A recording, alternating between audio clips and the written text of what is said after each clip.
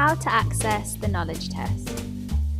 Once you are in your assigned course, click on Course Introduction to begin. You then need to read all of the information.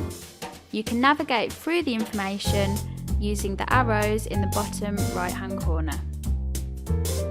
Once you've been through all of the information, it takes you back to the assigned course homepage.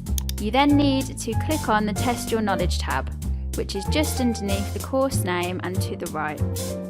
You will only have access to the Test Your Knowledge tab if you've read through all of the material. If the square next to each subject is empty or half filled, this means you haven't read all of the material, which will prevent you from accessing the test. Once you are on the Test Your Knowledge tab, click on the blue box, then the green button to start the test. You will then need to answer all of the questions to the best of your ability. Your results will be shown at the end of the test.